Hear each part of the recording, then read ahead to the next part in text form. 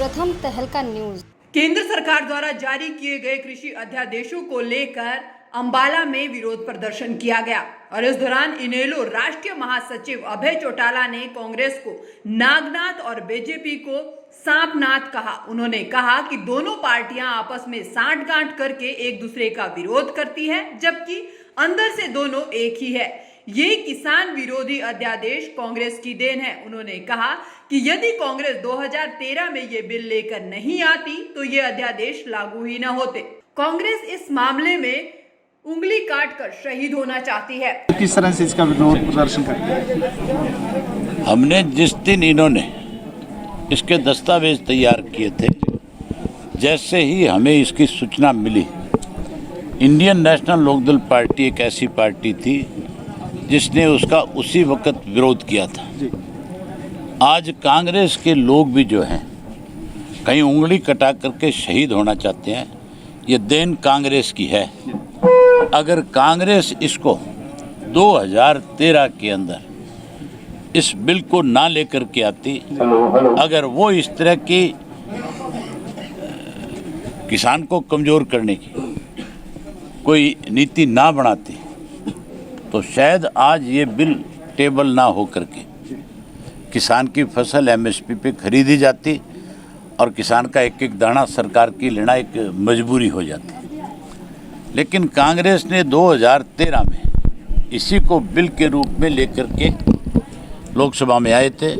उनको इसलिए मुंह की खानी पड़ी कि उस वक़्त में कांग्रेस के साथ जो अन्य दल उसका सहयोग करके उसकी सरकार चला रहे थे, उन सब ने इसका विरोध किया और उस विरोध के चलते इनको टेबल किया हुआ बिल वापस लेना पड़ा। उस वक़्त बीजेपी विरोध कर रही थी, लेकिन आज बीजेपी जब इस काले कानून को लेकर के आई है तो कांग्रेस ने सड़कों पे, अखबारों में, टीवी पे तो विरोध किया छोटा मोटा।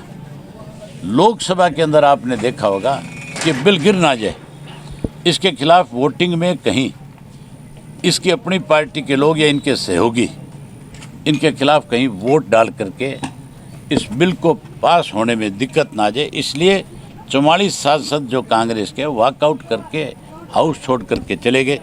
हाउस छोड़ करके जाने का मतलब है कि आप इनडायरेक्ट वे के अंदर उसकी मदद में लगे हुए हो। कांग्रेस बीजेपी दोनों मिल करके इस देश के किसान को ख़त्म करना चाहती है।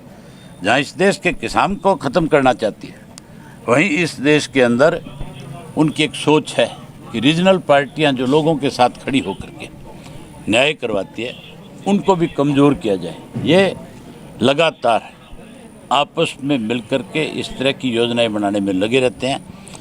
कांग्रेस नागनाथ है, बीजेपी सांपनाथ है, दोनों में कोई अंतर नहीं है, दोनों एक ही तरह के लोग हैं।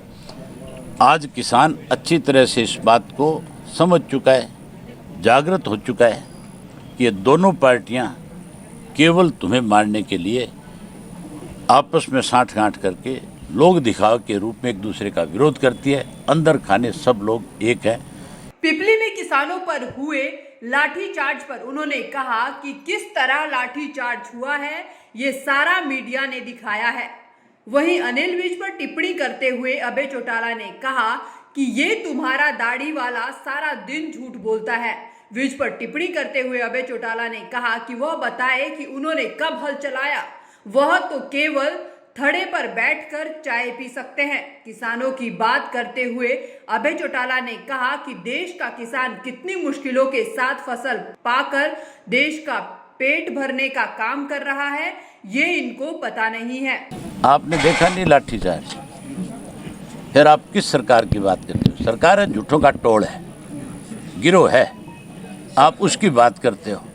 मुझे हैरानी होती है पत्रकार साथी जब मुझसे ये पूछते हैं कि पिपली में लाठीचार्ज नहीं हुआ। आपने सब अपने कैमरों से दिखाया है कि किस तरह से किसानों के ऊपर प्रबलता के साथ लाठियां बरसाई गई है। जहां तुम्हारा ये दाढ़ी वाला सारा दिन झूठ बोलता है, वही मुख्यमंत्री भी आज इसके साथ खड़ा होकर के, क्योंकि ये किसान के विरोधी है। इन्होंने किस दिन खेत में हल चलाए थे? इन लोगों ने तो लोगों की थड़ी पे बैठ करके मुफ्त की चाय पी करके राजनीति करने का काम किया। जिस दिन किसी किसान के खेत में हल चला करके देखेंगे तब इनको एहसास होगा कि किसान किन मजबूरियों के साथ, कितनी मुश्किलों के साथ फसल पका करके इस देश का पेट भरने का काम करता है। कृषि अध्यादेशों पर सियासत लगातार तेज होती जा रही है। जहां किसान इन विधेयकों का विरोध कर रहे हैं, वहीं सियासी दल भी एक दूसरे पर निशाना साधते नजर आ रहे हैं और इसमें कोई कसर नहीं छोड़ रहे हैं। प्रथम तहलका के लिए अंबाला से ब्यूरो रिपोर्ट।